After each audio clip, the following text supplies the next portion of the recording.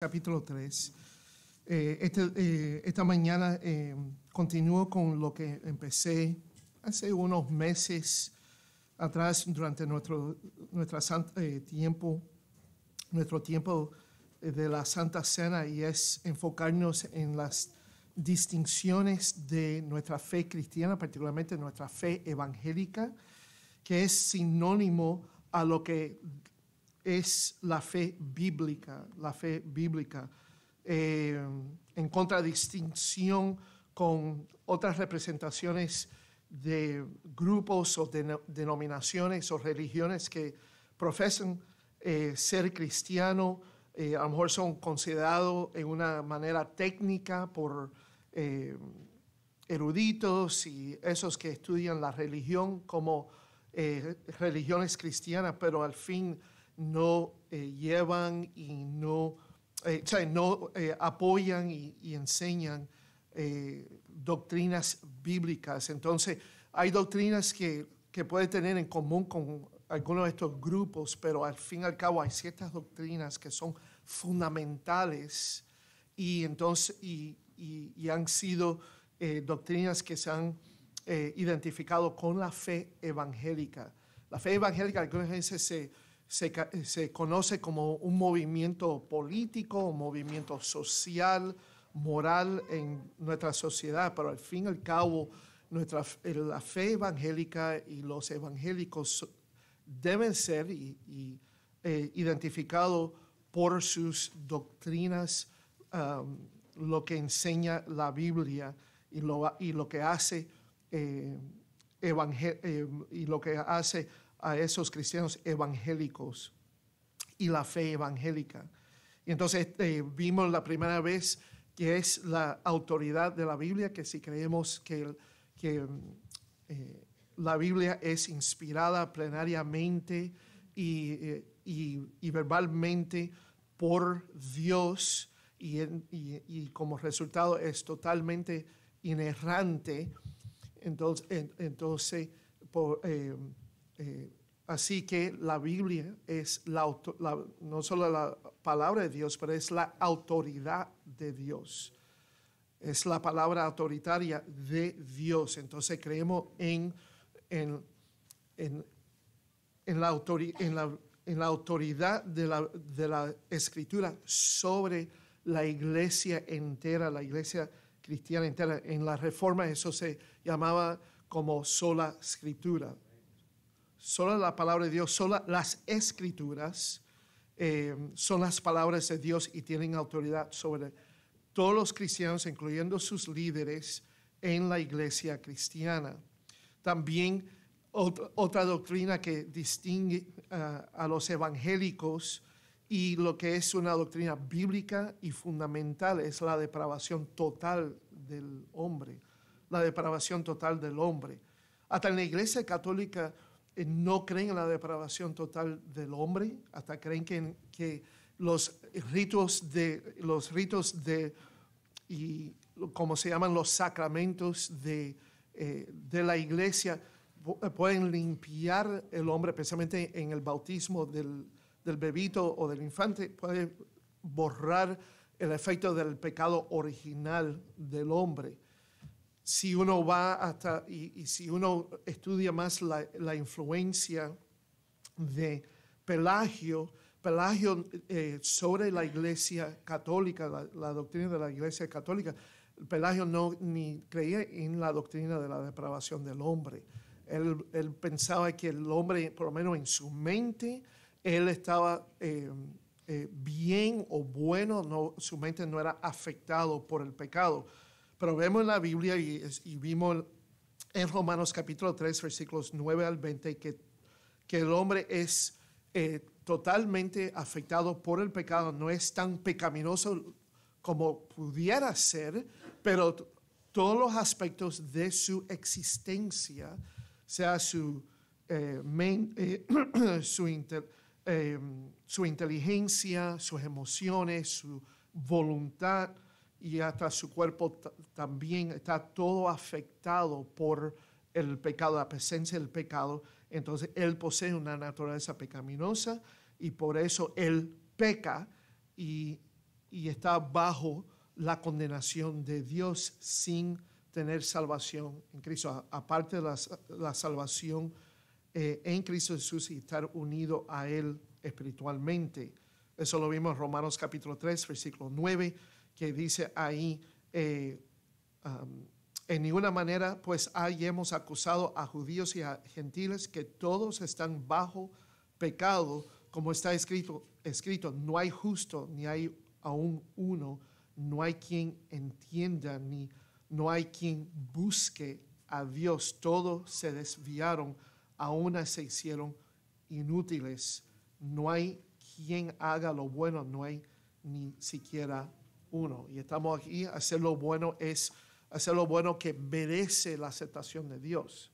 Que una persona por sus méritos es suficientemente bueno para Dios y de ser aceptado por Él. Aquí está diciendo, no hay ninguno. Hasta las cosas buenas que el hombre hace debido a su naturaleza pecaminosa, esas cosas buenas ya están contaminadas. Ya están contaminadas con su pecaminosidad. Entonces, esta mañana quiero enfocarme en otra doctrina fundamental de la Biblia que también hace la fe evangélica distinta y bíblica, y es la muerte sustitutiva penal de Cristo. Esta es una visión distintiva de la salvación. El teólogo David Wells dijo en su libro El valor de ser protestante, el evangelicalismo fue construido alrededor de dos creencias teológicas fundamentales: la plena autoridad de la Escritura inspirada y la necesidad y centralidad de la sustitución penal de Cristo. Y esto lo vemos en toda la Biblia, esa doctrina, esa idea, ese concepto. Comenzando con Génesis capítulo 3, versículo 15, la primera promesa de Dios, se puede decir el primer mensaje del Evangelio, de unas buenas nuevas al hombre que recientemente ha acabado de pecar contra Dios por primera vez y ahí invadió el pecado y la muerte a la naturaleza de la creación y en la naturaleza del hombre. Cuando ahí dijo que iba a haber una semilla de la mujer que va a traer un golpe mortal a la semilla o la simiente de la serpiente, ahí en Génesis capítulo 3, versículo 15. Y pondré enemistad entre ti y a la mujer y entre tu simiente, semilla, y la simiente suya, esta te herirá en la cabeza y tú le herirás en el calcañar. Desde esa promesa que va a haber un liberador, un salvador, se ha ahora desplegado gradualmente a través de las Escrituras, es esta promesa de una solución completa, final y efectiva al problema del pecado, precisamente el pecado en el hombre. Y esa solución es ofrecida por ejemplo, en Isaías capítulo 53, versículo 6, por el siervo sufriente del Señor que asume, como dice ahí en ese versículo, la iniquidad de todos nosotros. Él lo toma todo sobre él. Juan el Bautista declaró, cuando él apuntó a Jesús, dirigiéndose a la población, le dijo de Jesús, mira el Cordero de Dios que quita los pecados del mundo. Ahí en Juan capítulo 1, versículo 29. Jesucristo entonces es el prometido Cordero de Dios que da a su vida como un rescate por muchos, como él mismo dijo en Marcos 10:45 y Mateo 20:28, que él no vino para ser servido, pero él vino para servir y dar su vida como un rescate por muchos. Esa es la idea de la sustitución ahí. Él va a dar su vida en una muerte por otras personas como un sustituto.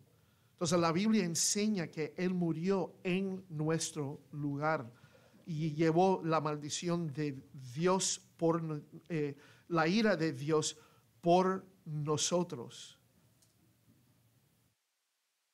Considere los siguientes hechos teológicos. Primero, la santidad y la justicia inviolables de Dios. Segundo, el problema del pecado no excepcional de la humanidad sin cura humana. Ese problema que no tiene ninguna excepción en la humanidad y no tiene cura entre los humanos o por las obras de los humanos. Y la tercera verdad teológica, la necesidad de redención, de la redención redimida de la raza humana para restablecer una relación correcta con Dios y obtener el perdón de Dios por el pecado que resulta en la vida eterna.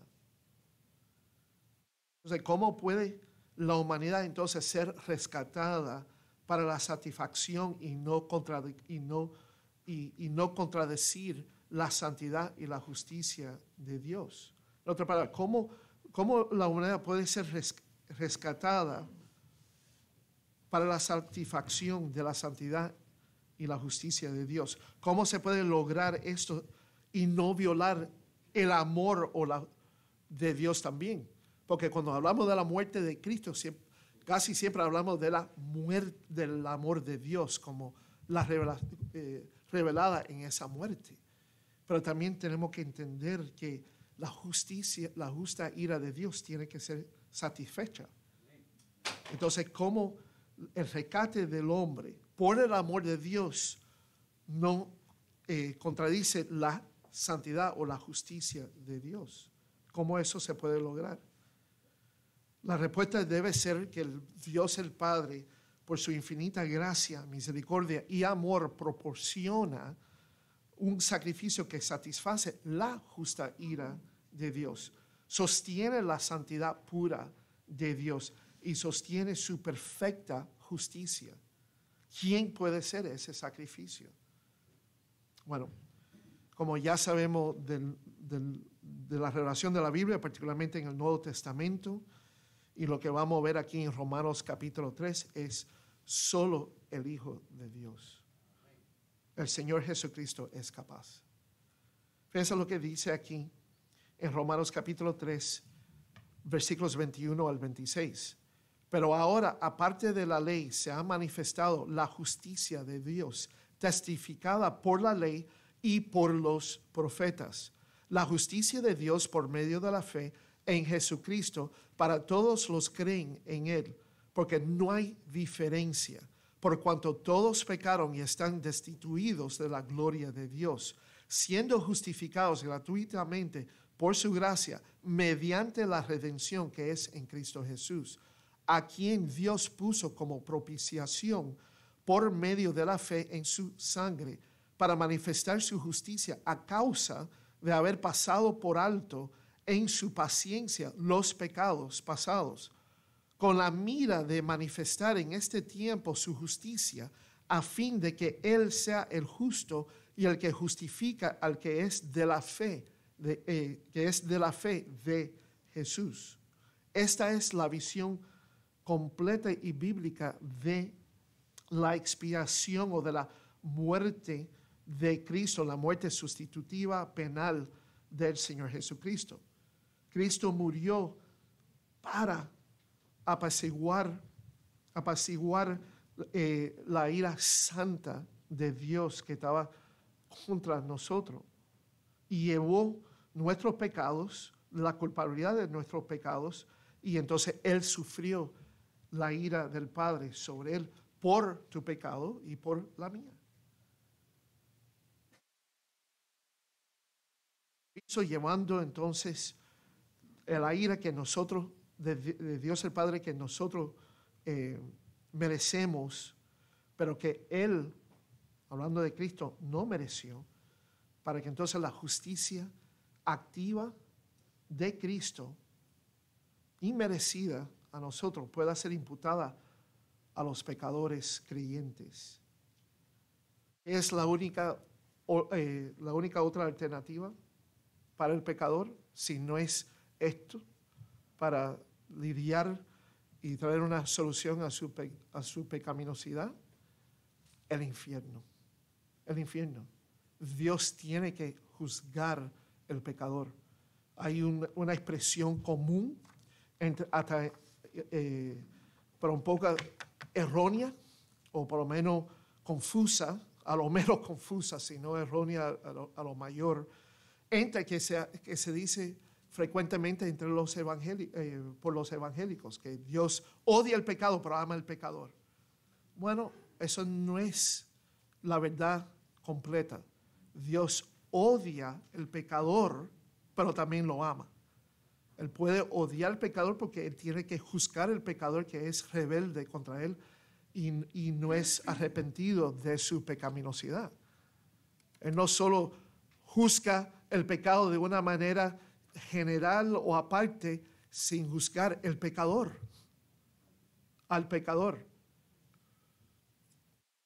Entonces hay que entender que Dios puede ambos amar y odiar el pecador. Él lo ama de una manera que Él muestra su compasión y ha proporcionado un sacrificio para salvar al pecador creyente. Pero a la misma vez, Él odia al pecador en su justicia. Él tiene que condenar y juzgar al pecador para toda la eternidad si ese pecador no se arrepiente de sus pecados y se vuelve a Dios mediante la fe en Jesucristo, recibiendo su gracia que solo se encuentra en Jesucristo. Otro nombre para esta doctrina de la sustitución penal la conocemos como la expiación vicaria de Jesús. En otras palabras, Él murió en lugar de nosotros. El mayor testimonio bíblico de la obra salvadora de Cristo, como nuestra sustitución penal, se ve en las cartas del apóstol Pablo y uno de esos pasajes es aquí en Romanos capítulo 3. También vemos la idea hasta expresada más explícita en Romanos capítulo 5, versículo 8, cuando dice ahí, mas Dios muestra su amor para con nosotros en que siendo aún pecadores, Cristo murió por nosotros. Otra vez, en otra palabra, Él murió en nuestro lugar como nuestro sustituto para todo aquel que muera en Él no tiene que entonces recibir la ira de Dios sobre ellos por ser pecadores. Entonces vimos el problema del pecado humano en Romanos capítulo 3, versículos 9 al 20, la última vez que estuvimos en este pasaje, enfocándonos en la doctrina particular de la depravación del hombre, pero ahora vemos en este pasaje la solución de Dios al pecado humano. Particularmente ahí en versículos 25 al 26, a quien Dios puso como propiciación por medio de la fe en su sangre. ¿De quién es esa sangre? De Cristo Jesús, para manifestar su justicia. Es interesante que en 5:8 la demostración de la muerte de Cristo por nosotros es la demostración del amor de Dios. Pero ese amor también tenía que satisfacer ¿qué? La justicia de Dios. Era aquí para manifestar su justicia. Entonces sí, por tal amor, Dios amó al mundo, pero también vemos que podemos decir que implícitamente, por tal Dios amó su justicia, que Él dio a su Hijo unigénito. Bueno, vemos que en este pasaje está en un contexto donde la declaración del propósito de Pablo, dicho en Romanos 1:17, es que en el Evangelio la justicia de Dios se revela por fe y para fe, como está escrito. Entonces, en el Evangelio se revela la justicia que viene de Dios. Él es la fuente de la justicia que el pecador creyente recibe en aceptando el Evangelio. Pero en lugar de hablar sobre la revelación de la justicia salvadora de Dios, el apóstol comienza una larga sección en versículo 18 hasta Romanos capítulo 3, versículo 20, donde explica por qué en el Evangelio se revela y se tiene que revelar la justicia de Dios y por lo tanto necesita ser predicada para que alguien sea salvo, sea judío o sea gentil. Cualquier pecador, si va a tener alguna esperanza de salvación, él tiene que entonces escuchar la prédica del Evangelio a su vida, que es sobre o acerca del Hijo de Dios. Y en ese Evangelio, buenas nuevas, tenemos entonces el mensaje que la justicia de Dios se revela ahí. Se revela ahí, se manifiesta. Esa es la manera que el pecador pueda recibir la justicia de Dios para su salvación. Entonces, el versículo 18, Pablo comienza diciendo aquí, porque la ira de Dios se revela desde el cielo. Y concluye ahí en capítulo 3, versículos 19 y 20, con estas palabras. Pero sabemos que todo lo que la ley dice, lo dice a los que están bajo la ley, para que toda boca se cierre y todo el mundo que quede bajo el juicio de Dios. Están bajo el juicio de Dios, entonces la ira de Dios se está revelando contra cada hombre, contra cada impiedad y injusticia del hombre. Es cada uno de ustedes y a mí también. Nosotros estamos en esa condición. Y a lo mejor hay algunos aquí que todavía están bajo la ira de Dios.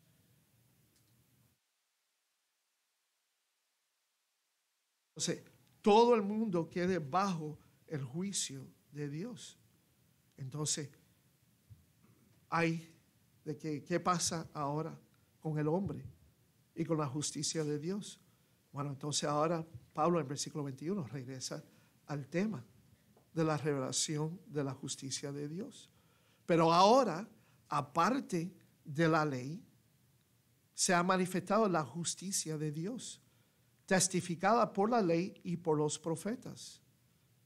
¿Por qué? Porque ahí en versículo 20 dice, ya que por las obras de la ley ningún ser humano será justificado delante de él, porque por medio de la ley es el conocimiento del pecado.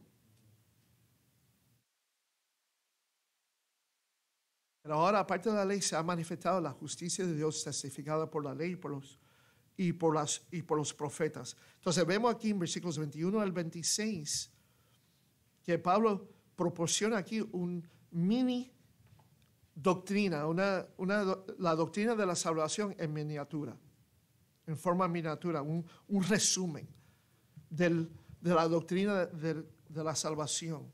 Encontramos aquí 7 características del plan de salvación de Dios.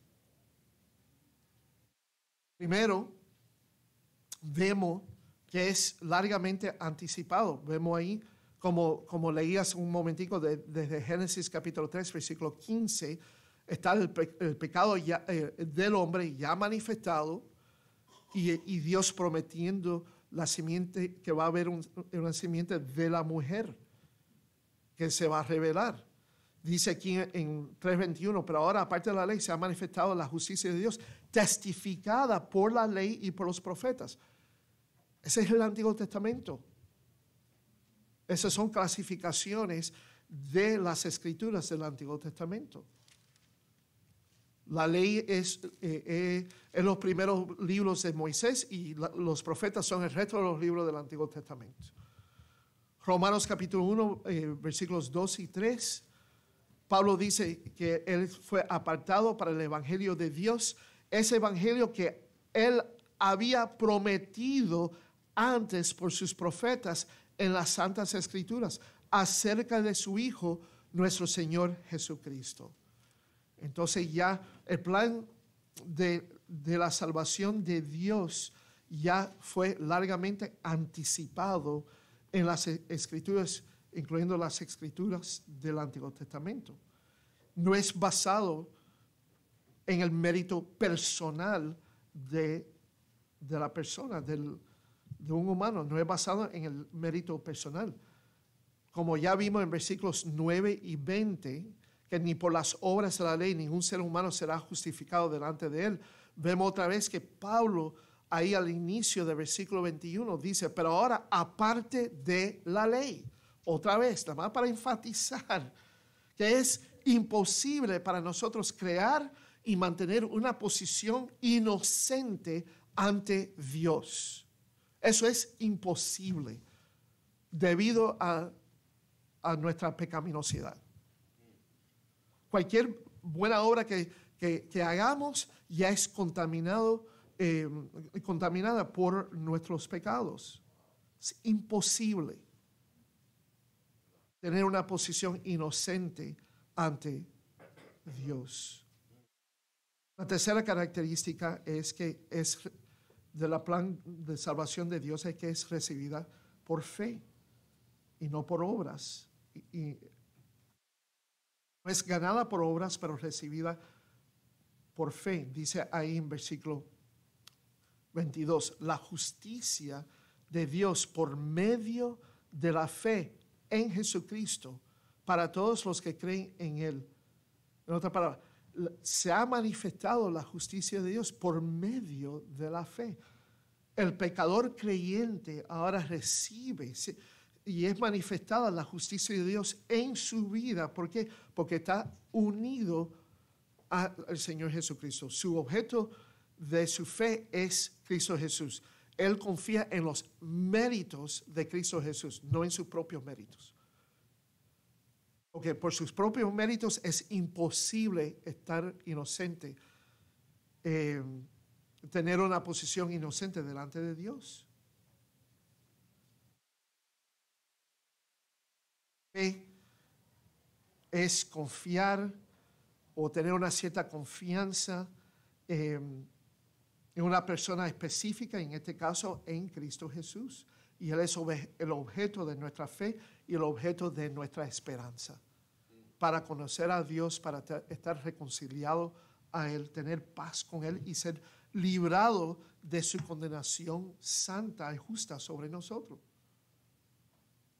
El punto de Pablo aquí es que la fe contradice toda jactancia humana que una persona pudiera entonces tener o basarse en su relación con Dios en hacer la ley de Dios. Intentando ser tan bueno u obediente o moral,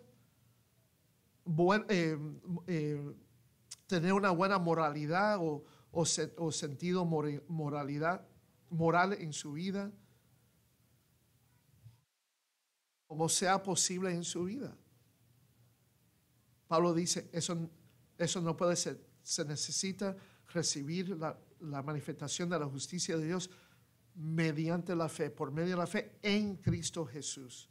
La persona no puede obrar o hacer la ley, ser lo más bueno posible en su esfuerzo de obedecer la ley de Dios. De ser la persona más buena que pueda ser.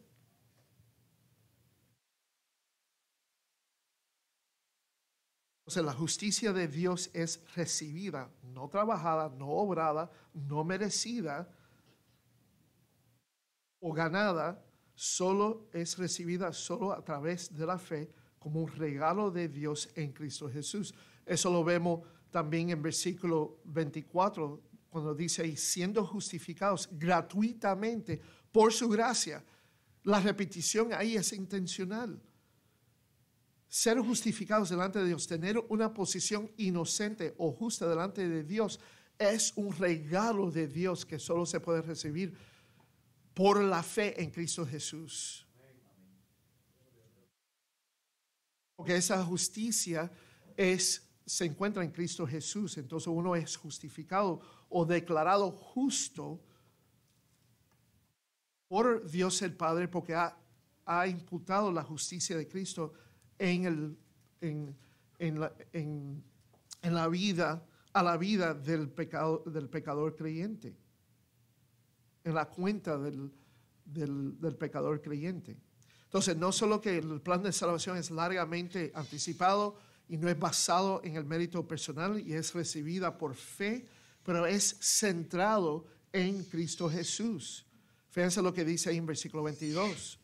La justicia de Dios por medio de la fe en Jesucristo, para todos los que creen en Él. La fe bíblica ha sido siempre fe en Dios.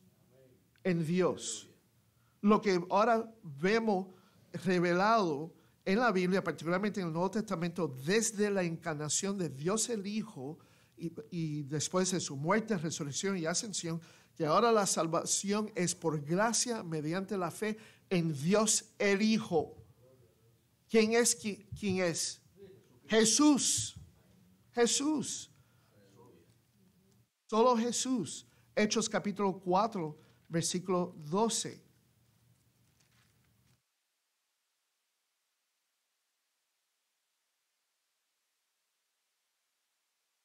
Hay salvación porque no hay otro nombre. Y si quieren saber qué nombre es ese, ve al versículo 10. Que en el nombre de Jesucristo de Nazaret, a quien vosotros crucificasteis y a quien Dios resucitó de los muertos. Por él, este hombre está a vuestra presencia sano.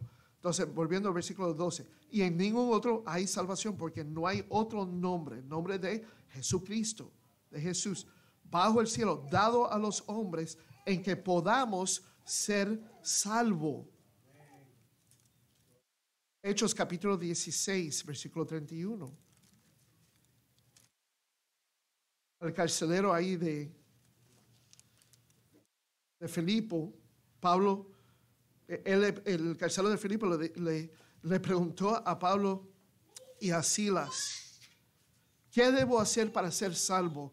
Y ellos dijeron, cree en el Señor Jesucristo y serás salvo, tú y tu casa. Amén.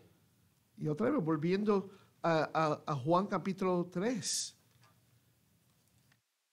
versículo 16, porque de tal manera amó Dios al mundo que ha dado a su Hijo unigénito para que todo aquel que cree en Él, que en Él cree, no se pierda, mas tenga vida eterna.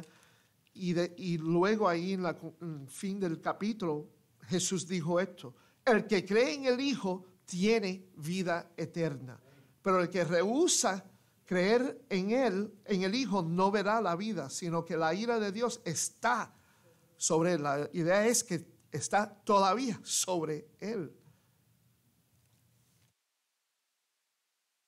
Gálatas capítulo 2, versículo 16.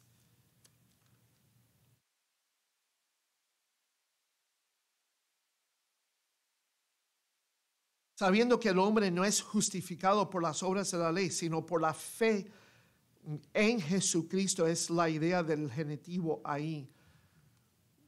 Jesucristo es el objeto de la fe. En su traducción dice, sino por la fe de Jesucristo. Y en nuestro idioma pensamos que el de habla de una fuente. Pero esa relación genitival es que Jesucristo es el objeto de la fe, sino por la fe en Jesucristo. Nosotros también hemos creído en Jesucristo para ser justificados por la fe en Cristo y no por las obras de la ley. Por cuanto por las obras de la ley nadie será justificado. Entonces todo es centrado en Cristo Jesús. También El plan de salvación de Dios es universalmente aplicable. En otra palabra, hay una talla única para todos.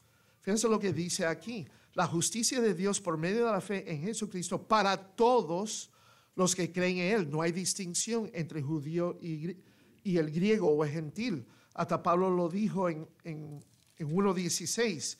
Porque no me avergüenzo del evangelio, porque es poder de Dios para salvación a todo aquel que cree. El judío primeramente y también al griego. Entonces hay tres razones por las que la salvación es la misma para todos los que son salvos. Primero, la primera razón vemos en versículo 23. Hay una sola condición humana. En otra palabra, cada ser humano sin excepción y distinción necesitan justicia. Necesitan justicia. Todos necesitan justicia. Por cuanto todos pecaron y están destituidos de la gloria de Dios. Esta mañana, ¿te sientes que necesitas justicia o crees que ya tú eres una persona justa por tus propios méritos o obras? Yo necesito justicia, pero esa justicia no va a venir de mí, porque eso es imposible. Yo soy un pecador. Yo he pecado y todavía sigo destituido de la gloria de Dios. Cada creyente todavía sigue destituido de la gloria de Dios. Por eso necesitamos la manifestación de la justicia de Dios en Cristo Jesús. También hay una acción divina para todos. Versículo 24. Siendo justificados gratuitamente por su gracia mediante la redención que es en Cristo Jesús. Dios ha proporcionado esto para todos.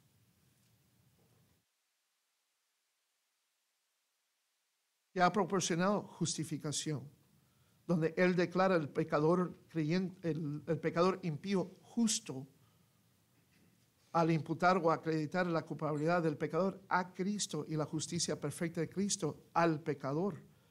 Eso lo vemos también claramente en 2 Corintios capítulo 5, versículo 21. Un gran versículo de la Biblia.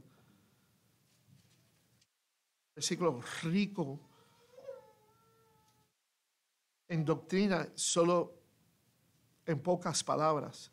Al que no conoció pecado, hablando del Hijo aquí, el Señor Jesucristo, por nosotros lo hizo. ¿Quién lo hizo? Dios el Padre. Lo hizo pecado. En otra palabra, Jesucristo nunca pecó prácticamente, éticamente, actualmente en su vida, pero Dios acreditó nuestra culpabilidad a Él. Lo trató entonces como nosotros merecemos ser tratados, por ser verdaderamente pecadores. Lo trató a Cristo aunque Él fue inocente, Él imputó nuestros pecados a Él, para que nosotros fuésemos hechos justicia de Dios en Él, en Cristo. La imputación de la justicia de Cristo en nosotros. Ha habido un intercambio ahí en la salvación.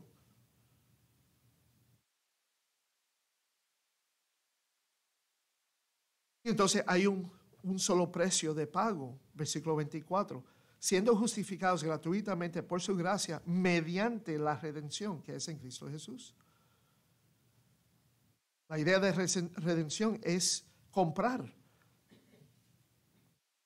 Ahí en el mercado, hacer una compra en el mercado, y aquí la compra es nuestra libertad de ser esclavos o de nuestra esclavitud al pecado y también ser librados de la condenación de Dios, librados de la pena de nuestros pecados. Cristo es el único precio de compra para todos los pecadores, sean judíos o gentiles. Entonces, la base de esta justicia salvadora es la realización salvadora de Cristo como vemos aquí en versículo 24, pero también como nuestra redención, pero también en versículos 25 y 26, también es de Cristo por ser nuestra propiciación. Donde vienen las últimas dos características del plan de salvación. Primero, versículo 25. En el plan de salvación, en Cristo Jesús, o por la muerte de Cristo, satisface la ira de Dios. A quien, hablando de Cristo Jesús, a quien Dios puso como propiciación por medio de la fe en su sangre. La propiciación aquí se refiere al sacrificio que se hace a Dios para apartar su ira o volver su ira santa que estaba sobre nosotros y proveer el camino para recuperar su favor a nosotros, aún siendo pecadores. ¿Podemos hacer este sacrificio? Ya yo creo que saben la respuesta, ¿verdad? Es imposible para para cada uno de nosotros hacer este sacrificio por sí mismo. Dios está airado contra nuestro pecado y no hay nada que podemos ofrecerle a desanimarlo de su ira. Pero nosotros, Dios no puede ser manipulado, como dijo un pastor amigo mío, por un filete jugoso. ¿Y por qué él dice un filete jugoso? Porque es basado en Salmo 50, versículos 12 al 13, donde Pablo exhorta a la nación de Israel: ¿tú crees que yo puedo ser manipulado o sobornado por los sacrificios de toros y machos cabrios? No. Tiene que ser un corazón entristecido y arrepentido mediante la fe en Él para su misericordia sobre nosotros.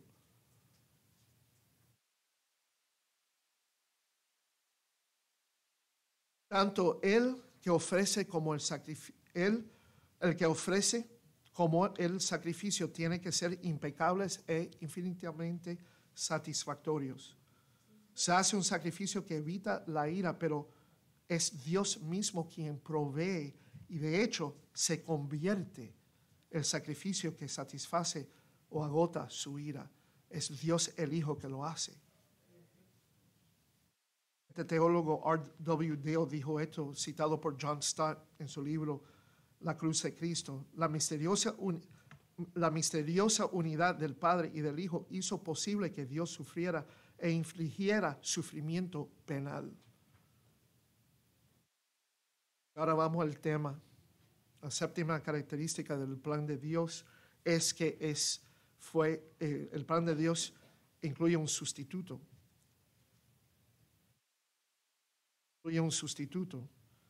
Dice ahí en versículo 25, a quien Dios puso como propiciación por medio de la fe en su sangre.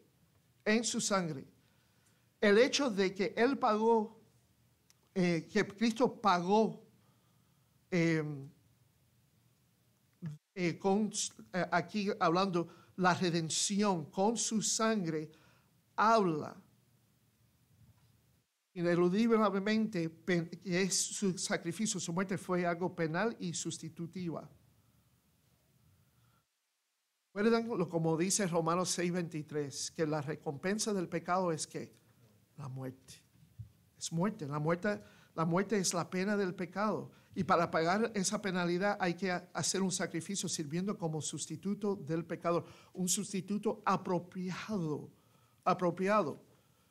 Es interesante que aquí se habla de los sacrificios del pasado, los sacrificios esos de los animales. Es la implicación, es el trasfondo aquí del sacrificio de Cristo en el sistema sacrificial del Antiguo Testamento. Entonces, y los sacrificios de esos animales, como el día del holocausto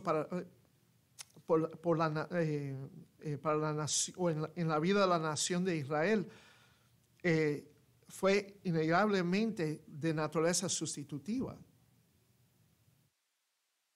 Porque hubo que tener que un toro ser sacrificado y su sangre entonces aplicado al mercy seat. Ahora no me acuerdo el nombre en español. Ahí en el lugar santísimo. Sí, ahí en el tabernáculo o en el templo, pero en el lugar santísimo, sobre ahí lo que es el mercy seat, el lugar expiatorio ahí. Pero también hubo que haber un cabrio donde la mano del sumo sacerdote estaba puesto sobre ese animal, donde se trasladaba simbólicamente los pecados del pueblo hacia a ese cabrito y entonces echado fuera de la ciudad para representar que los pecados del año pasado han sido ahora echados de la comunidad y ahora la nación no es culpable por esos pecados. Entonces, esas acciones de sacrificio comunican una naturaleza sustitutiva de esos sacrificios. Pero sin embargo, los animales no podían realmente quitar los pecados espiritualmente y para siempre. No eran sustitutos adecuados porque eran animales. Hasta la crucifixión de Jesús, quien es Dios el Hijo encarnado como hombre, participando como sus hermanos en carne y sangre.